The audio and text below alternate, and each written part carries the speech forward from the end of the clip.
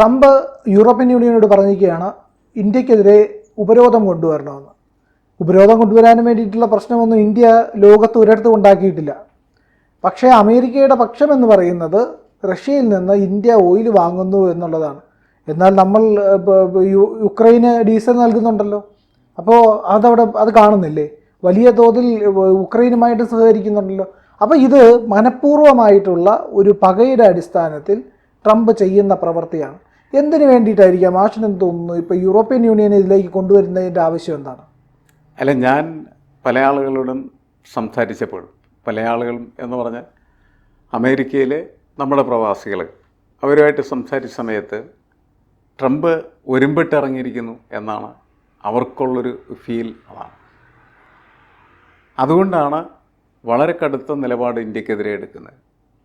എന്താണ് കാരണം എന്ന് ചോദിച്ചാൽ കാരണമായിട്ട് പറയുന്ന എണ്ണക്കച്ചവടം അല്ല യഥാർത്ഥത്തിൽ കാരണം എന്നാണ് കരുതപ്പെടുന്നത്. അതെന്താണ് എന്നാർക്കും കൃത്യമായിട്ട് മനസ്സിലാക്കാനായിട്ട് കഴിഞ്ഞിട്ടില്ല. പിന്നെ ഈ ഇന്ത്യ പാകിസ്ഥാനുമായിട്ട് യുദ്ധം നടത്തിയ സമയത്ത് നമ്മൾ പാകിസ്ഥാൻ്റെ ഒരുപാട് പ്രദേശങ്ങൾ അടിച്ചു തകർത്തു. അതിൽ വലിയ നഷ്ടം അമേരിക്കയ്ക്ക് ഉണ്ടായിട്ടുണ്ട് എന്നാണ് വിലയിരുത്തപ്പെടുന്നത്. പല വിദഗ്ധരും പറയുന്നത് അങ്ങനെ അമേരിക്കയ്ക്ക് നമുക്ക് വലിയ തരത്തിൽ നഷ്ടം വരുത്താനായിട്ട് കഴിഞ്ഞു. അമേരിക്കയെ നഷ്ടപ്പെടുത്താനല്ല നമ്മൾ പരിശ്രമിച്ച് നമ്മൾ പാകിസ്ഥാനെ അടിക്കുകയാണ്. പക്ഷേ അവിടെ ഇവരുടെ ഒരുപാട് സൈന്യ താവളങ്ങളും മറ്റുമൊക്കെ ഉണ്ടായിരുന്നു എന്നാണ് കരുതപ്പെടുന്നത്. കൃത്യമായിട്ടിത് ഫോക്കസ് ചെയ്യപ്പെടുന്നില്ല. കാരണം അത് ഒളിത്താവളങ്ങളായിരിക്കണം. അമേരിക്കയുടെ ഒരു സൈന്യ ബേസ് എന്ന നിലക്ക് പറഞ്ഞിരുന്നെങ്കിൽ അത് തകർത്തു കഴിഞ്ഞാൽ അമേരിക്കയുടെ സൈന്യ ബേസ് നമ്മൾ തകർത്തു എന്ന് പറയാൻ പറ്റുമായിരുന്നു. പക്ഷേ ഇത് അങ്ങനെയല്ല. പാകിസ്ഥാൻ്റേതാണ് എന്ന് കരുതപ്പെടുകയും എന്നാൽ അവിടുത്തെ ആ ഇൻവെസ്റ്റ്മെൻറ്റ് മുഴുവൻ എന്ന് പറഞ്ഞിട്ടുണ്ടെങ്കിൽ അമേരിക്കയുടെ ആയിരുന്നു എന്നാണ് പറയപ്പെടുന്നത്. അപ്പോൾ അതുകൊണ്ട് പാകിസ്ഥാൻ നമ്മൾ അടിച്ചപ്പോൾ അടി കിട്ടിയത് ട്രംപിൻ്റെ കാരണത്താണ്. അതാണ് വിഷയം. ആ വൈരാഗ്യമാണ് എനിക്ക് തോന്നുന്നത് ശക്തമായിട്ടുള്ള രീതിയിലുള്ള പല പരിപാടികളുമായിട്ട് ഇന്ത്യക്ക് നേരെ കുതിക്കാനായിട്ട് ട്രംപിനെ പ്രേരിപ്പിച്ചുകൊണ്ടിരിക്കും. നോക്കൂ, ഇപ്പോൾ അവിടെ അമേരിക്കയിൽ പഠിക്കാൻ പോകുന്നതായിട്ടുള്ള വിദ്യാർത്ഥികളുടെ വിസ വെട്ടിക്കുറക്കുന്നതിൽ ഇയാൾ വാശി കാണിക്കുകയാണ് ചെയ്തത്. അതാകട്ടെ അമേരിക്കയുടെ ഇതേവരെയുള്ളതായിട്ടുള്ള ഒരു സമീപനത്തിൽ നിന്ന് തികച്ചും വ്യത്യസ്തമാണ്. ലോകത്തുള്ള എല്ലാ ഗവേഷകരെയും അമേരിക്കയിലേക്ക് ആകർഷിക്കുന്ന രീതിയാണ് അമേരിക്കക്കുണ്ടായത്. അതുകൊണ്ടാണ് അമേരിക്കയ്ക്ക് ആറ്റം ബോംബ് നിർമ്മിക്കാനായിട്ട് കഴിഞ്ഞത്. നമ്മൾ മനസ്സിലാക്കണം. അല്ലാണ്ട് അവിടെ അമേരിക്കക്കാരനായിട്ടുള്ള ഒരാൾ ശാസ്ത്ര ഗവേഷണം നടത്തി വലിയ കണ്ടുപിടുത്തം നടത്തിയ ഒരു സാധനമല്ല ആറ്റം ബോംബ് എന്ന് പറയും. ആറ്റം ബോംബ് ആൽബർട്ട് ഐൻസ്റ്റീൻ കൊണ്ടുവരുന്നൊരു സംഭവമാണ്. അത് ആറ്റം ബോംബ് ഉണ്ടാക്കാൻ വേണ്ടി അദ്ദേഹം നടത്തിയ ഒരു പ്രവർത്തനവുമല്ല അതിരുന്നു എന്ന് നമ്മൾ മനസ്സിലാക്കണം. ആൽബർട്ട് ഐൻസ്റ്റീൻ എവിടെ നിന്നാണ് വരുന്നത്? ആൽബർട്ട് ഐൻസ്റ്റീൻ വരുന്നത് ജർമ്മനിയിൽ നിന്ന് വരുന്നതാണ്. ജർമ്മനിയിൽ ഹിറ്റ്ലർ നടത്തിയ അതിക്രമങ്ങളിൽ നിന്ന് പലായനം ചെയ്ത ഒരു മൈഗ്രൻ്റാണ് ആൽബർട്ട് ഐൻസ്റ്റീൻ. അപ്പോൾ അദ്ദേഹത്തിൻ്റെ ആ E=mc² എന്ന് പറയുന്ന ആ ഇക്വേഷൻ വെച്ചിട്ടാണ് പിന്നീട് അദ്ദേഹം എന്ത് ചെയ്യുന്നത്, ഈ അണുവിസ്ഫോടനം നടത്താനായിട്ടുള്ള സാധ്യതകൾ കണ്ടെത്തുകയും അത് ആറ്റം ബോംബ് നിർമ്മാണത്തിലേക്ക് കൊണ്ടുപോവുകയും ചെയ്തു. അപ്പോൾ മറ്റ് ലോകങ്ങളിൽ നിന്ന് മറ്റ് രാഷ്ട്രങ്ങളിൽ നിന്ന് വരുന്ന ഇൻ്റലക്ച്വൽ ക്യാപിറ്റലാണ് യഥാർത്ഥത്തിൽ അമേരിക്കയുടെ ഇൻ്റലക്ച്വൽ ക്യാപിറ്റലായിട്ട് മാറി. അതിനെതിരെയാണ് ട്രംപ്. അപ്പോൾ ട്രംപിന് ഇത്തരം കാഴ്ചപ്പാടില്ല. പക്ഷേ അമേരിക്കയിലെ വളരെ പ്രമുഖരായിട്ടുള്ള ആളുകൾക്ക് അത്തരം കാഴ്ചപ്പാടുകളുണ്ട്. എന്തുകൊണ്ട് ഇപ്പോഴും അമേരിക്ക ലോകത്തിൻ്റെ ഒരു നേതൃസ്ഥാനത്തിരിക്കുന്നു ചോദിച്ചാൽ ഈ ഇൻ്റലക്ച്വൽ ക്യാപിറ്റൽ വളരെ പ്രധാനപ്പെട്ടതാണ്. ഇന്ത്യയിൽ നിന്ന് എത്രയോ ശാസ്ത്രജ്ഞന്മാരാണ് അമേരിക്കയിലേക്ക് കുടിയേറിയിരിക്കുന്നത്, അമേരിക്കയിലേക്ക് പോയിരിക്കുന്നത്. അതിൻ്റെ പിന്തുടർച്ചയായിട്ട് വരുന്ന ഇന്നത്തെ വിദ്യാർത്ഥികളെയാണ്, ഗവേഷണ വിദ്യാർത്ഥികളെയാണ് അവർ തടസ്സപ്പെടുത്തുകയും ഉപദ്രവിക്കാൻ ശ്രമിക്കുകയും അവിടെ നിന്ന് ഓടിക്കാനായിട്ട് ആഗ്രഹിക്കുകയും ചെയ്യുന്നത്. അത് ഇയാളുടെ കടുത്ത മനസ്സിൻ്റെ പക കൊണ്ട് മാത്രമാണെന്നാണ് കരുതപ്പെടുന്നത്. അതിൻ്റെ ഒരു റിഫ്ലക്ഷനാണ് ഇപ്പോൾ യൂറോപ്യൻ യൂണിയൻ വിളിച്ച് പറഞ്ഞിരിക്കുകയാണ് ഇന്ത്യയെ ഉപരോധിക്കുമെന്ന് പറയുകയാണ്. ഇയാൾക്ക് കുറച്ച് വട്ടുണ്ടെന്ന് ആളുകൾക്ക് തോന്നും. പക്ഷേ വട്ടിൻ്റെ മാത്രം പ്രശ്നമല്ല, ഇതൊരു അന്താരാഷ്ട്ര വിഷയമാണ്. നമ്മൾ ആരെങ്കിലും ആക്രമിക്കാൻ പോയില്ല. നമ്മളെവിടെന്നെങ്കിലും എണ്ണ വാങ്ങിക്കുന്നതിന് നമ്മളെ ഉപരോധിക്കാൻ പറയാൻ എന്താണ് അതിനകത്ത് കാരണം ഇരിക്കുന്നത്? നമ്മൾ റഷ്യയിൽ നിന്ന് എണ്ണ വാങ്ങിക്കുന്നു. എണ്ണ നമ്മളെന്ത് ചെയ്യുമെന്ന് വെച്ചാൽ സംസ്കരിച്ച് ശരിയാക്കി അതിൻ്റെ ഒരു പാർട്ട് റഷ്യയുടെ എതിരാളിയായിട്ടുള്ള യുക്രൈന് വിൽക്കുന്നു. അതാണ് നേരത്തെ പ്രിയം പറഞ്ഞത്. ഇതൊക്കെ നമ്മൾ ചെയ്തുകൊണ്ടിരിക്കുകയാണ്. ഇത് ബിസിനസ്സിൻ്റെ പാർട്ടാണ്. ഒരു രാഷ്ട്രം നടത്തുന്ന ബിസിനസ് അത് അന്താരാഷ്ട്ര നിയമങ്ങൾ അനുസൃതമായിട്ടുള്ള രീതിയിൽ നടത്തിക്കൊണ്ടിരിക്കുന്നത്. ട്രംപ് എന്ത് ചെയ്തുകൊണ്ടിരിക്കുന്നത്?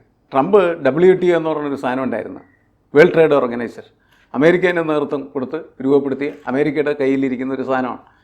ആ നിയമങ്ങൾ മുഴുവനും ആദ്യം അട്ടിമറിച്ച ട്രംപാണ്. അതിൻ്റെ എല്ലാ നിയമങ്ങളും അട്ടിമറിച്ചിട്ടാണ് ഇപ്പോൾ നമ്മളീ പറയുന്ന റെസിപ്രോക്കൽ ടാക്സസ് അല്ലെങ്കിൽ പകരച്ചുങ്കം എന്ന് പറയുന്ന സാധനം ഇടപെടുത്താനായിട്ട് കഴിയുന്നത്. അതൊന്നുമില്ല. വേൾഡ് ട്രേഡ് ഓർഗനൈസേഷൻ അനുസരിച്ച് അത്തരത്തിലുള്ള പരിപാടി പാടില്ലാത്തതാണ്. പക്ഷേ ഇയാൾക്ക് ഇഷ്ടമുള്ളതൊക്കെ ഇയാൾ ചെയ്തുകൊണ്ടിരിക്കുകയാണ്. അതൊക്കെ നിയമമായി മാറിക്കൊണ്ടിരിക്കുകയാണ് ചെയ്യുന്നത്. അപ്പോൾ വല്ലാത്തൊരു കാലമാണ്. ആ വല്ലാത്ത കാലത്ത് വല്ലാത്ത തരത്തിൽ ചിന്തിക്കുകയും പ്രവർത്തിക്കുകയും ചെയ്യുന്ന ഒരു വല്ലാത്ത വട്ടനാണ് യഥാർത്ഥത്തിൽ ട്രംപ് എന്ന് പലരും പറയുന്നുണ്ട്. പക്ഷേ അതൊക്കെ നമുക്ക് പറയാമെന്ന് മാത്രമേ ഉള്ളൂ. ഇയാളുടെ പ്രവർത്തികളൊക്കെ നമുക്കുണ്ടാക്കുന്ന ആഘാതങ്ങൾ വളരെ വലുതാണ്. കോടിക്കണക്കിന് രൂപയുടെ സമുദ്രോൽപ്പന്നങ്ങൾ കെട്ടിക്കിടക്കുകയാണ് ചെയ്യുന്നത്. കുറച്ച് കാലം കൂടി അത് കഴിഞ്ഞാൽ അതൊക്കെ നശിച്ചു.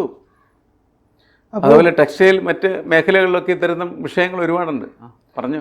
ഞാൻ ഒരു കാര്യം എനിക്ക് തോന്നുന്നത്, ട്രംപിന് ഇങ്ങനെ തോന്നാൻ 2 കാരണങ്ങളാണ് പ്രധാനമായിട്ടും ഡിഫൻസ് സൈറ്റുകളിലെല്ലാം പറയുന്നത്. അതിൽ ഒന്നെന്ന് പറയുന്നത്, ഇന്ത്യ ഒരു ആഗോള ശക്തിയായി ഉയർന്നു കഴിഞ്ഞു. ഇപ്പോൾ തന്നെ 3ാം സ്ഥാനത്തുണ്ട്. അതിവേഗത്തിലുള്ള വളർച്ചയാണ് ഇന്ത്യ കൈവരിച്ചുകൊണ്ടിരിക്കുന്നത്. അതുകൊണ്ട് തന്നെ അധികം വൈകില്ല 1ാം സ്ഥാനത്തേക്ക് ഇന്ത്യ വരും. ചൈനയെ വളരെ വേഗത്തിൽ പിന്തള്ളും. തൊട്ടു പിന്നാലെ അമേരിക്കയും പിന്തള്ളി ഇന്ത്യ 1ാമത്തെ സാമ്പത്തിക ശക്തിയാവും. അതായത് ലോകത്തിൻ്റെ സാമ്പത്തിക സ്രോതസ് ഇല്ലെങ്കിൽ ക്രയവിക്രയം ഇന്ത്യയിലൂടെ കടന്നു പോവുകയായിരിക്കും ചെയ്യുക എന്നുള്ളതാണ്. അല്ലാതെ അമേരിക്ക പോലൊരു സമ്പന്നമായിട്ടുള്ള ഒരു അവസ്ഥയിലേക്ക് ഇന്ത്യ പൂർണ്ണമായിട്ടും എത്തുമെന്നല്ല, അതിന് സമയമെടുക്കും. പക്ഷേ ആദ്യത്തെ ഘട്ടത്തിലെത്തുക എന്ന് പറഞ്ഞാൽ ഈ ക്രയവിക്രയം മുഴുവൻ ഇന്ത്യ വഴിയായിരിക്കും. ഇന്ത്യ ആയിരിക്കും അതിൻ്റെ ഒരു മാസ്റ്റർ വെയിൻ. അതായത് ഏറ്റവും പ്രധാനമായ രക്തധമനി ഇല്ലെങ്കിൽ ഈ പണത്തിൻ്റെ സാമ്പത്തിക ധമനി ഇന്ത്യ ആയിരിക്കുമെന്ന്. രണ്ടാമതായിട്ട് പറയുന്ന ഒരു കാര്യം, അമേരിക്ക ഒരിക്കലും ആർക്കും വിട്ടുകൊടുക്കാൻ താല്പര്യമില്ലാത്തൊരു മേഖലയായിരുന്നു ആയുധ കച്ചവടം. അതിലേക്കാണ് ഇപ്പോൾ ഇന്ത്യ വന്നുകൊണ്ടിരിക്കുന്നത്. ഏതാണ്ട് 50ലേറെ രാജ്യങ്ങൾ ഇന്ത്യയുമായിട്ട് ആയുധം വാങ്ങിക്കാൻ നിൽക്കുകയാണ്. അത് അമേരിക്കയുടെ മാർക്കറ്റ് തകരും. 3ാമതൊരു കാരണം, ഇത് പ്രതിരോധ മേഖലയായിട്ട് ബന്ധപ്പെട്ടല്ലെങ്കിലും ട്രംപിൻ്റെ നൊബേൽ സമ്മാനം വാങ്ങിക്കണമെന്നുള്ള സ്വപ്നത്തിലെ ഇന്ത്യ തകർത്തു. ഈ 3 കാരണങ്ങളാണ് ട്രംപിന് പ്രധാനമായും ഇന്ത്യക്കെതിരെ നിൽക്കാനായിട്ട്, അമേരിക്കയെ ഇങ്ങനെ നിലനിർത്താനായിട്ട് താല്പര്യപ്പെടുന്നത് എന്നാണ് പറയപ്പെടുന്നത്. ഈ കാരണങ്ങളൊക്കെ നമുക്ക് പരിശോധിക്കുന്ന സമയത്ത് യുക്തിസമമാണെന്ന് തോന്നാവുന്ന കാരണങ്ങൾ തന്നെയാണ്.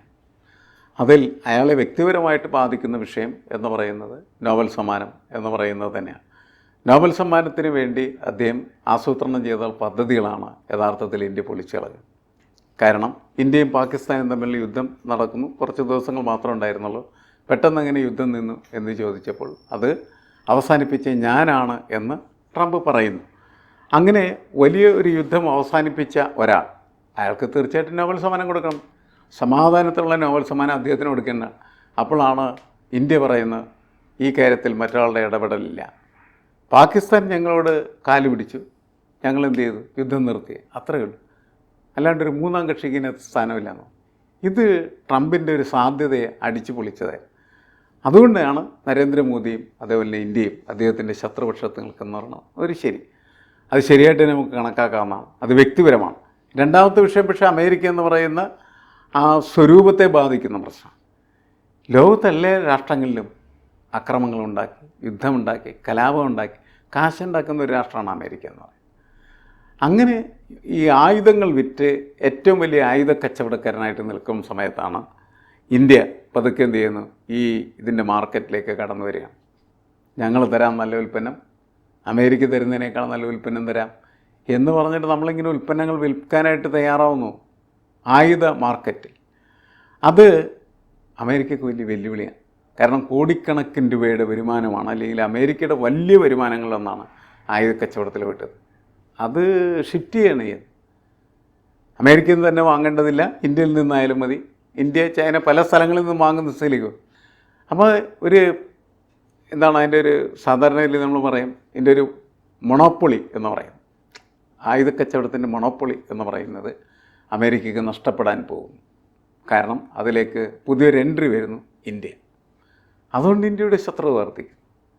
3ാമത് പ്രിയൻ സൂചിപ്പിച്ച ലോക സാമ്പത്തിക ശക്തി എന്ന നിലയ്ക്ക് അമേരിക്കയുടെ അത്തരം സമ്പത്ത് നമുക്കുണ്ടാകുന്നത് കൊണ്ടല്ല നമ്മൾ അമേരിക്കയെ പോലെയുള്ള സാമ്പത്തിക ശക്തിയായിട്ട് മാറുന്നു എന്ന് പറയുന്നു. പലപ്പോഴും നമ്മൾ ഈ ടെലിവിഷനിലൊക്കെ ഇരുന്ന് സംസാരിക്കുന്ന സമയത്ത് സാധാരണ ആൾക്കാർ ചോദിക്കും, എന്ത് അബദ്ധമാണ് ഈ പറയുന്നത്? മൂന്നാം ശക്തി, ലോകത്തിൻ്റെ മൂന്നാം ശക്തിയാണ് ഇന്ത്യ എന്നൊക്കെ പറഞ്ഞാൽ എന്താ അർത്ഥമുള്ളതെന്ന് ചോദിക്കും. ശരിയാണ്. സാധാരണ ഒരു ഭാഷ വെച്ച് നമ്മൾ പരിശോധിക്കുന്ന സമയത്ത് ഇങ്ങനത്തെ പ്രയോഗം ആളിലുണ്ടാക്കുന്ന ഇമ്പാക്റ്റ് അത് തന്നെയാണ്. അതല്ല ഇവിടെ ഉദ്ദേശിക്കുന്ന മൂന്നാം ശക്തി എന്ന് പറയും.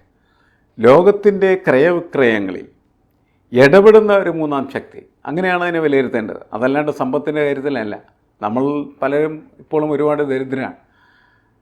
സാമ്പത്തിക മേഖലയിൽ പലപ്പോഴും കാര്യങ്ങൾ നോക്കുന്ന സമയത്ത് GDP വെച്ചിട്ടൊക്കെയാണ് എന്ത് ചെയ്യുന്നത്, നിങ്ങൾ ഒന്നാമത്തെ സാമ്പത്തിക ശക്തിയാണോ, രണ്ടാമത്തെ ആണോ, മൂന്നാമത്തെ ആണോ എന്നൊക്കെ പരിശോധിക്കുന്നത്. അത്തരം പരിശോധനകളുടെ ഘട്ടത്തിലെത്തുന്ന സമയത്ത് ഇന്ത്യക്ക് ഒരു മൂന്നാം സ്ഥാനമുണ്ട്. ഈ മൂന്നാം സ്ഥാനം എന്ന് പറയുന്നത് രണ്ടാം സ്ഥാനവും ഒന്നാം സ്ഥാനമൊക്കെ ആയിട്ട് മാറാം എന്ന് കരുതപ്പെടുന്നുണ്ട്. ഇപ്പം നമ്മളൊരു വലിയ കോമ്പറ്റീറ്ററാണ്. അങ്ങനെ കോമ്പറ്റീറ്ററായിട്ട് ഇന്ത്യ അമേരിക്കയുടെ മുന്നിൽ വരുന്ന സമയത്ത്, ഇന്ത്യയും അമേരിക്കയുമായിട്ട് കമ്പയർ ചെയ്യുന്ന സമയത്ത് അമേരിക്കയ്ക്ക് ക്ഷീണം തോന്നുന്ന തരത്തിലേക്കുള്ള വളർച്ച ഇന്ത്യക്കുണ്ട്. അതാണ് അതിൻ്റെ അർത്ഥം. അതിനപ്പുറത്തൊന്നും നമ്മൾ കണക്കാക്കേണ്ട കാര്യമില്ല. മൂന്നാം ശക്തി എന്ന് പറയുമ്പോൾ നിങ്ങൾ മനസ്സിലാക്കേണ്ട കാര്യം അതാണ്. അമേരിക്കയെ നാണം കെടുത്തുന്ന തരത്തിൽ ഒരു വളർച്ചാ നിരക്ക് നമ്മളുടെ സമ്പദ് വ്യവസ്ഥയിൽ സൃഷ്ടിച്ചിരിക്കുന്നു എന്നുള്ളതാണ്. അതാണ് അതിൻ്റെ ഒരു സാധ്യതയായിട്ട് നമ്മൾ മനസ്സിലാക്കേണ്ടത്. അപ്പോൾ ഈ മൂന്ന് കാരണങ്ങളും യഥാർത്ഥത്തിൽ ട്രംപ് എന്ന് പറയുന്ന ഭരണാധികാരികളിൽ സ്വാംശീകരിക്കപ്പെടുകയും അത് ഒറ്റ തീരുമാനമായിട്ട് എതിരാളിയെ ഇല്ലായ്മ ചെയ്യുന്ന, ഉന്മൂലനം ചെയ്യുന്ന തരത്തിലുള്ളൊരു പ്രക്രിയയായിട്ട് വളരുകയോ വികസിക്കുകയോ ചെയ്യാൻ പോകുന്നു എന്നാണ് ഇതിൻ്റെ അർത്ഥം. കൂടുതൽ വാർത്തകളും വിശേഷങ്ങളും നിങ്ങളിലേക്ക് എത്താൻ ABC മലയാളം സബ്സ്ക്രൈബ് ചെയ്യുക, ബെൽ ബട്ടണും അമർത്തുക.